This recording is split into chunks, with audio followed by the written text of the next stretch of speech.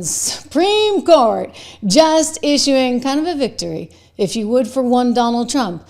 Basically, he put a freeze on all those federal funds that were going to all these states that, well, let's just say aren't really aligned with his way of thinking, on such things like immigration, on such things as sports, women's sports, and on such things as education, DEI, etc. So he said, you know what? I'm going to actually just put a giant freeze on all the money that you guys are getting. Pam Bondi announced it, and well, they didn't take to it so kindly. In fact, what happened was they decided to sue after his department came out and said, well, you know, DOJ is looking at this, and we've decided that all of these federal grants need to have a moment in time that we review them because, quote, the use of federal resources to advance Marxist equity, transgenderism, and Green New Deal social engineering policies is a waste of taxpayer dollars that does not improve the day-to-day lives of those we serve. This is according to the acting director of the OMB. He went on to say, this temporary pause will provide the administration time to review agency programs and determine the best use of funding for those programs consistent with the law and the president's priorities.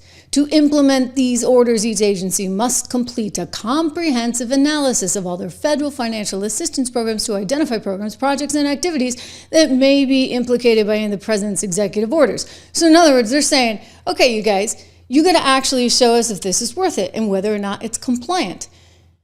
And if you don't want to, well, we're going to figure it out because we've got Elon and we've got DOJ. Remember that mid-February? DOJ was getting in there and seeing where all these crazy spending boondoggles went. And Letitia James at the time went nuts. Elon can't do that, she told us. No one elected Elon Musk and his minions. And no one has allowed him to have access to this information. This is a violation of the separation of powers. The United States Congress, the United States Senate, has the sole discretion in having the power of the purse, and not Elon Musk. We are here today to seek a preliminary injunction to stand up against those forces who believe that they can unilaterally have power and have control, all in the hands of the President of these United States. Well, that didn't work out so well because what happened was the judge decided, oh yeah, DOJ can get in there.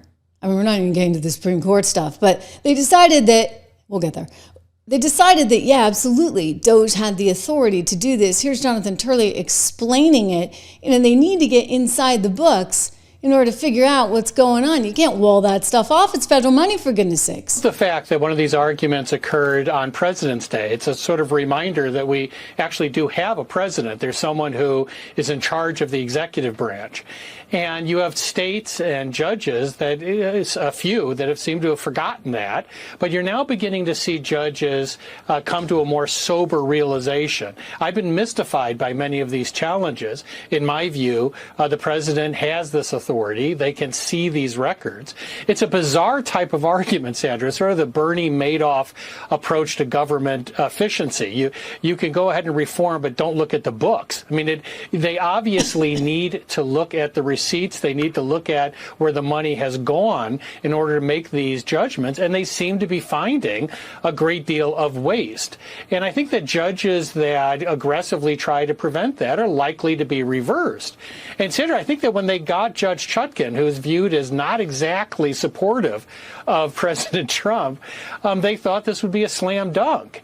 But even Judge Chutkan, they said, look, I don't understand, where's my authority here and where's the imminent harm? I mean, it's incredibly telling the way the judge responded here. Okay, so that was to allow for DOJ to get in and take a look at all this stuff. And then Pam Bondi came out and she said, you know what, we're cutting y'all off. And Letitia James went berserk. Remember this one? Not only does this administration's new policy put people at risk, but it is plainly unconstitutional. The president does not get to decide which laws to enforce and for whom. When Congress dedicates funding for a program, the president cannot pull that funding on a whim. Well, guess what? He decided to pull it. And by the way, the Supreme Court just backed him. It's a temporary order, but he's certainly been vindicated here. The Supreme Court coming out with a decision to stay a preliminary injunction against his freeze on federal grants, basically tens of billions of dollars that we're talking about, okay? That goes to 21 states, including New York. She's the one that led this whole lawsuit. It's going to have a big effect on all the different aspects of New York government and the other 20 states here that are involved. So the court follows the April 4th Supreme Court victory, which in some ways could be a major assistance to the Trump administration's attempts to slash the federal budget, if you ask me. You combine these two things together, and what it tells you is that the feds actually have a little bit more power than you might have thought. So this is a really, really, really big deal. That freeze on federal grants that would be going to all these states all over the country, 21 of them in Washington, D.C. as well. They're all fighting this. They've gone through Rhode Island. We've been covering it in and out, sort of the nitty-gritty here on the Trish Regan Show. So this is a big deal. Okay, this is a big deal. He's been vindicated, and Letitia is in like meltdown mode. I mean, she was not happy. Did you guys see her on Friday? Remember on Friday, I actually showed you some of that sound because she really, by the way, John Doyle, thank you. Thank you for the generosity. Much appreciated. We're all independent here on the Trish Regan Show. Always appreciate your support. She was out on Friday. Letitia James, did you guys see? Letitia had this complete total meltdown. It's like she knew this was coming. She knew that the Supreme Court was going to come out on Monday and they were going to say, okay, no go. You do not have access to those federal funds, at least not in the here and now, because Donald Trump, as president, and the feds, they have the right to look over where all of this money is going to see if it fits with their policies. And it's like she sensed it, right? Because did you notice how unhinged she was? I mean, she was like completely off the rails, misquoting scripture and the whole 9 yards, plus getting into the MLK stuff. I want you to see it. I want you to see it. And if you saw it before, you can watch it again, because this is Letitia in all her prime getting totally crazy. Again, I apologize. Listen. You might need to turn it up. 7 years after the assassination of Dr. King, and Dr. King talked about that stone of hope. And it's that stone of hope that gives me a fire in my belly each and every morning. It's that stone of hope that allows me to wake up and to stand to Donald Trump and to say, Donald Trump, I'm not afraid of you. It's that stone of hope. It's that stone of hope that gives me power. That's that stone of hope and the belief in each and every one of you to let you know that I'm not going to allow my ancestors, all of those who died for me to be in this position, I am not going to disgrace them and disappoint them. I am going to use the law both as a sword and as a shield and challenge Donald Trump. And each and every time he issues an illegal executive order, I am going to stand up to him, because he represents to me sincere ignorance and conscientious stupidity. Ooh, she's getting fired up.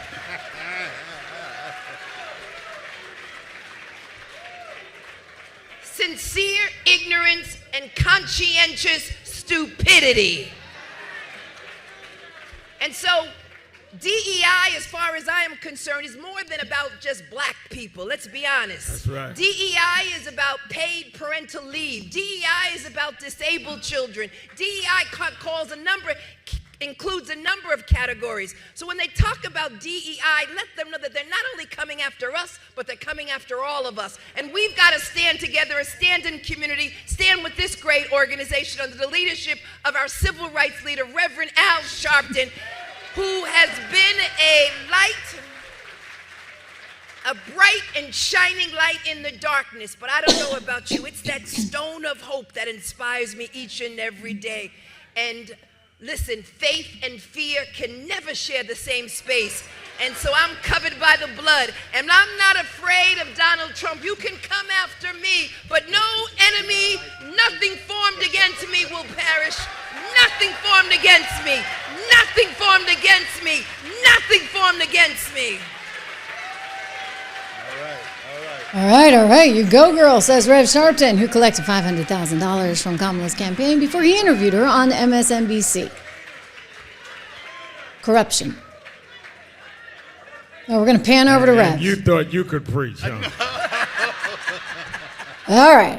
They're having a good old time. But that was just hours before the news came on the Supreme Court deciding that, you know what? He's got a leg to stand on here.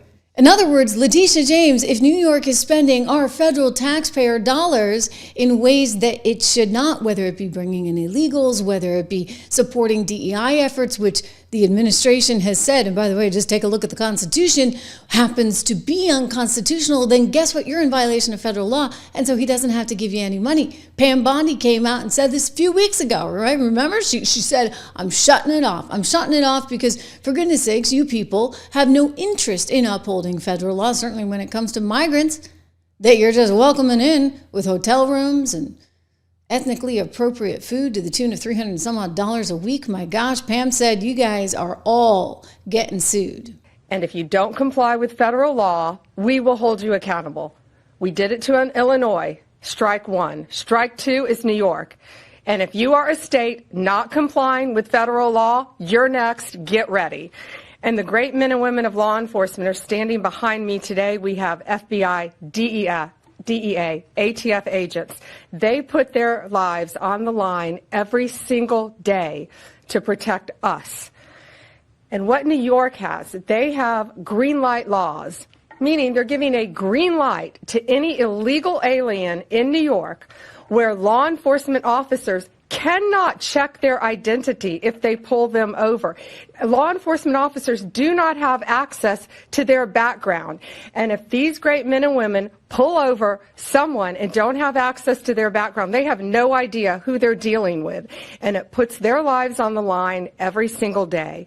Violent criminals, gang members, drug traffickers, human smugglers will no longer terrorize the American people. And that is why we are here today. You will be held accountable if you do not follow federal law. It's over, it ends, and we're coming after you. Okay, well, you better get ready, Pam, because you got a lot of work to do, certainly with one Letitia James. I get it. You stopped her funding. That's fantastic. And now the Supreme Court has said, yeah, at least temporarily, you can totally stop her funding. So Letitia's out of money. She doesn't have the federal funds to do all these crazy things, including, well, the immigration policies that they were putting in place. She is flagrantly flaunting the law here, putting on her Twitter account, New York has laws that protect immigrants and limit cooperation. Limit! Imagine that, cooperation with federal immigration enforcement efforts. What planet are these people living on?